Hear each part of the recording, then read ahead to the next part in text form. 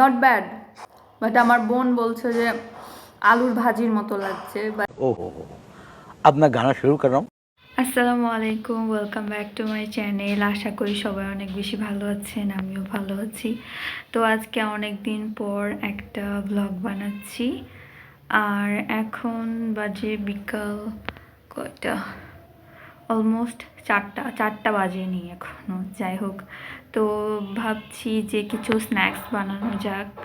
A few moments later. তো এই যে আমি 2টা আলু নিয়ে নিয়েছি, এখন ভাবছি যে আজকে আলুর পাকোড়া বানানো যাক। আলুগুলোকে ছিলে নিব।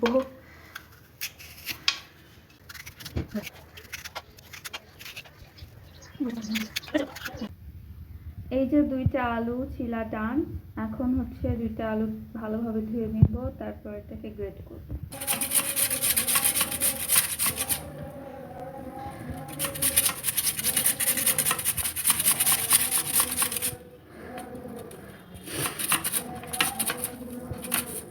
সব আলু গ্রেট করা হয়ে গেছে, এখন এগুলাকে চিপে চিপে ভিতর থেকে পানিগুলো বের করব।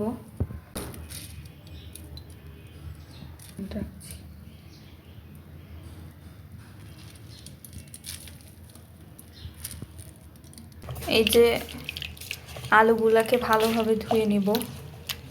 এই যে আলুগুলা ধোয়া ডান, আমি 2বার ধুয়ে নিয়েছি একদম ঝরঝরা করে। ওকে, তো আমি আজকে প্রথমবার পাকোড়া বানাচ্ছি, তো ভুল টুল হলে সবাই ক্ষমার দৃষ্টিতে দেখেন। আমি এখানে পাকোড়া বানাচ্ছি, আর আমার বোন আমাকে এখানে একটা পাউরুটি এনে দিছে। Oh my God! Wow!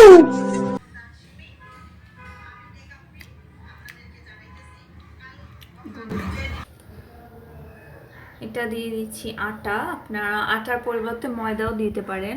3 table চামচের মতো আটা দিয়ে দিলাম। এরপর দিয়ে দিচ্ছি কর্নফ্লাওয়ার, প্রায় 1 টেবিল চামচের মতো আছে। এবার দিয়ে দিচ্ছি পেঁয়াজ কুচি, দিয়ে দিচ্ছি মরিচ কুচি। আপনারা ঝাল বেশি খেতে চাইলে মরিচটা আরও বাড়িয়ে দিতে পারেন। দিয়ে দিচ্ছি স্বাদ মতো লবণ, মরিচের গুঁড়া, ধনে গুঁড়া,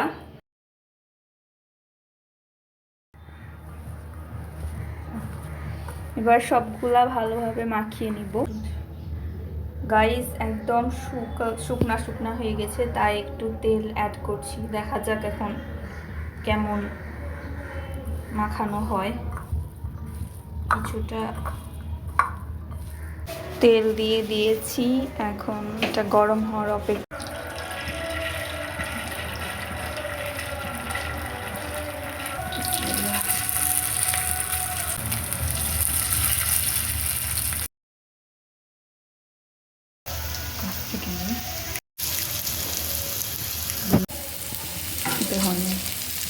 অরিজিনাল ভয়েস থাকবে, কি করছি নিজেও জানি না গাইজ। তো গাইজ, অনেক সংগ্রাম করার পর ফাইনালি আমার পাকোড়া বানানো শেষ, আর এই হচ্ছে আমার পাকোড়া। তো এটা টেস্ট করা যাক কেমন হয়েছে। এই যে pakora for the first time বানাইছি। অন্যদের অনেক ক্রিস্পি থাকে, আমার তো হাত দিলে ভেঙে যাচ্ছে। আল্লাহ জানে খেতে কেমন হয়েছে, তো লেটস ট্রাই। ওকে, তো এই যে একটা পাকোড়া, লেটস ট্রাই কেমন হয়েছে। বিসমিল্লাহ।